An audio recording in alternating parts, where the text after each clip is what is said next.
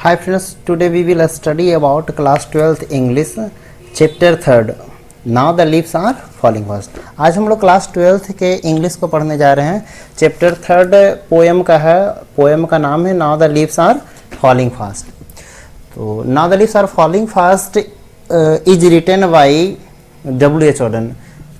तो जैसा आप देख पा रहे हैं कि now the leaves are falling fast W.H. Auden के द्वारा लिखा गया है. ये W.H. ऑर्डन का इमेज है. तो सबसे पहले हम लोग अबाउट ऑथर के बारे में जानेंगे कि W.H. ऑर्डन आखिर थे कौन. तो यहाँ ये हम लोग ऑथर के बारे में जानते हैं. तो इनका पूरा नाम जो था वेस्टन ह्यूग ऑर्डन था, इन W.H. ऑर्डन का पूरा नाम. और ही was born on 21 February 1907 in England. इनका जो जन्म हुआ वो 21 फरवरी 1907 ईस्वी में इंग्लैंड में हुआ था. और इनकी जो मृत्यु हो गई वो 29 सितंबर 1973 में. आप थोड़ा सा ये जन्म और मृत्यु बिल्कुल याद रखेंगे, कभी कभी इससे भी क्लास 12 में ऑब्जेक्टिव पूछ लिए जाते हैं.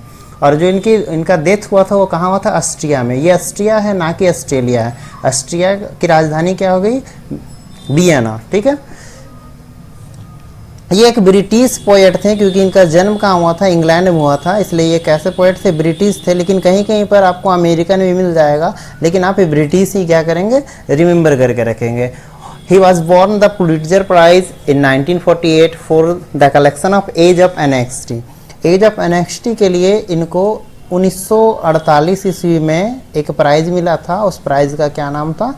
Pulitzer prize. और इनके जो क्रिएशन थे यानी ऑर्डन्स के जो वर्क थे वो डिवाइड थे किस फेज में? तो दो फेज में, ब्रिटिश फेज में और अमेरिकन फेज में. तो आइए जानते हैं इनके ब्रिटिश फेज के कौन कौन से वर्क थे. और दो ब्रिटिश फेज या फिर इंग्लिश फेज, इनके कुछ नोटेबल वर्क थे, जैसे द ऑरेटर्स, ये था इनका ब्रिटिश फेज का work. The dance of the death look, stranger, अस्मैन एंड अनदर टाइम, ये सब इनके क्या हैं? ब्रिटिश फेज के वर्क हैं. और ये आप नीचे जो देख रहे हैं, new year later, for the time being, या फिर द एज ऑफ एनेक्सिटी, तो ये सब जो है इनके ये अमेरिकन फेज के वर्क हैं. तो आप ये द एज ऑफ एनेक्सिटी बिल्कुल याद रखेंगे, क्योंकि ये इससे कई बार ऑब्जेक्टिव पूछा जा चुका है. अब बात करते हैं कि इस पोएम में राइटर ने डिस्कस किस चीज़ के बारे में किया है. तो ये जो पोएम है now the leaves are falling fast, इसमें ह्यूमन के लाइफ में जो फ्रस्ट्रेशन है उसके बारे में राइटर ने बताया है कि this poem talks about frustration inherent in human life. यानी कि मानव जीवन में जो भी फ्रस्ट्रेशन है यानी निराशाएं हैं, क्या क्या निहित है, उस पर इन्होंने डिस्कस किया है. और इस पोएम में ऑथर कहते हैं कि ऑल एस्पिरेशन इस आकांक्षाएं, यानी मानव जीवन में जो भी आकांक्षाएं होती हैं या फिर उनकी जो भी इच्छाएं होती है, दैट आर नॉट फुलफिल्ड, वो पूरा नहीं होता है. And the sense of loneliness which every individual lives and died, और व्यक्ति क्या है? अकेले में ही जीता और अंत में अकेला ही वो क्या? मृत्यु को प्राप्त करता है, यानी वो डेथ कर जाता है, मरता है. अब आइए हम लोग पोएम को स्टार्ट करते हैं. तो पोएम का यहाँ टाइटल है now the leaves are falling fast.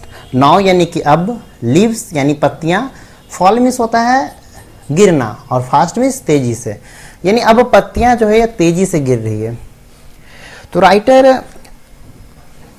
W.H. Orton का ऐसा मानना है कि जिस तरीके से पत्तियाँ जो है तेजी से गिर रही है, उसी प्रकार मनुष्य जो है गोइंग टुवार्ड्स डेथ, मनुष्य तेजी से मृत्यु की ओर जा रहा है.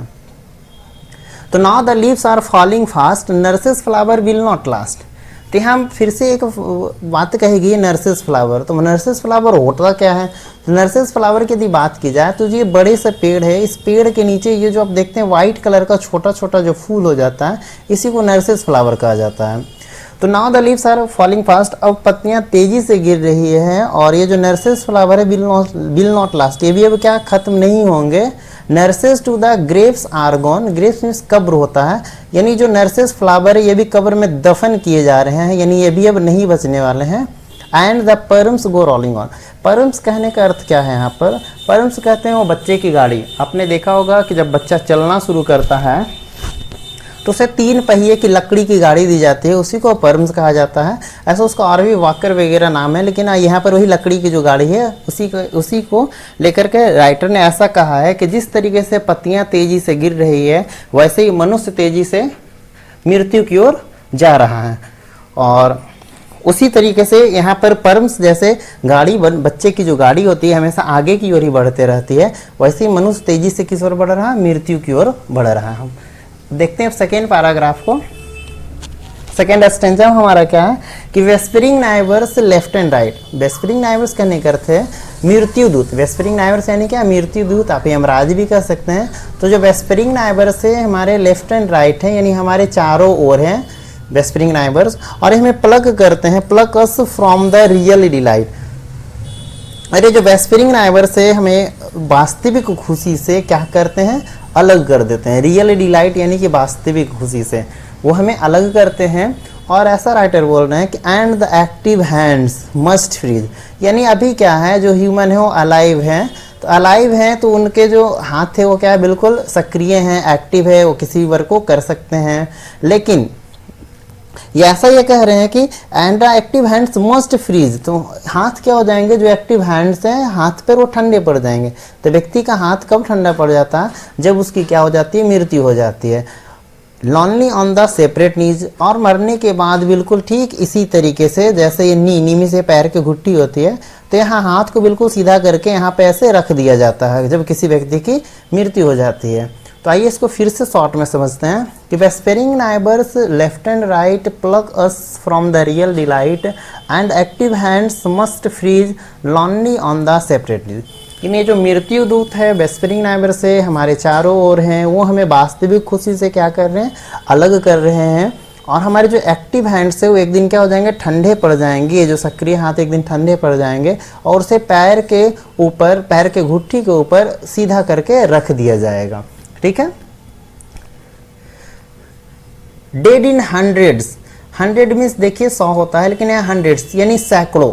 Dead in hundreds at the back, यानी सैकड़ों लोग पहले से मरे हैं, मरे पड़े हैं। Follow wooden in our track, जो हमारे वुडन ट्रैक में, देखिए वुडन ट्रैक, वुडन कहने का अर्थ हो गया ये जो लकड़ी का आप ताबूत देख रहे हैं, इसमें व्यक्ति एक है जो लेटा हुआ है after death.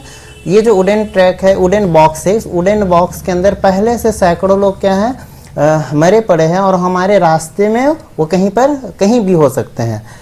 Arms raised stiffly to reprove and in the false attitude of love, यानी मार्ग है, मार्ग को रोकने में क्या है, आगे बाधा है। लोग जो है क्या है, सीधा सीधे आपके समझिए कि लोग ईश्वर से क्या है, खफा हैं। किस चीज़ के लिए, तो फॉल्स एटीट्यूड ऑफ लव, यानी ईश्वर ने फॉल्स एटीट्यूड ऑफ लव कहने कर दिया है कि ईश्वर ने हमें क्या दिया, यह जीवन दिया, और ये जीवन देने के बाद फिर उन्हीं के द्वारा इस जीवन को क्या कर लिया जाता है, स्नेच कर लिया जाता है, छीन लिया जाता है, यानी क्या हो जाती है, मृत्यु हो जाती है। इसलिए लोग क्या हैं, ईश्वर से भी खफा हैं लोग।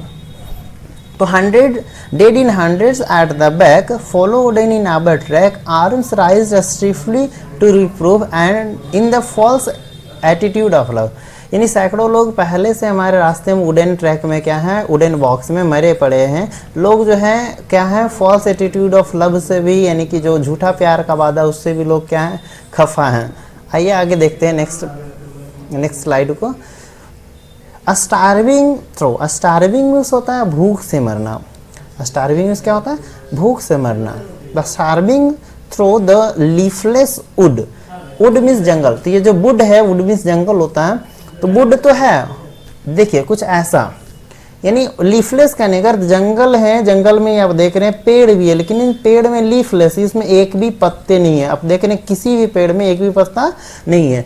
तो लोग क्या है, भूख से मर रहे हैं। Starving through the leafless wood, trolls run scolding their food for their food, आत्माएं चीखती है, पुकारती है किस चीज़ के लिए, तो भोजन की खोज में।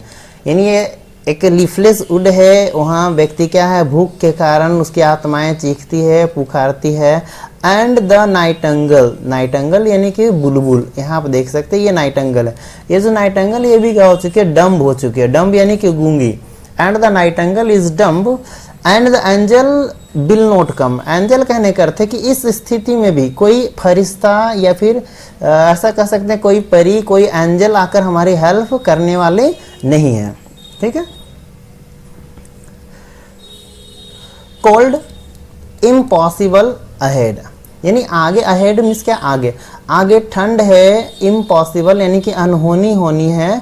और ये जो list of the mountains lovely head whose white waterfall could bless travels in their last distress।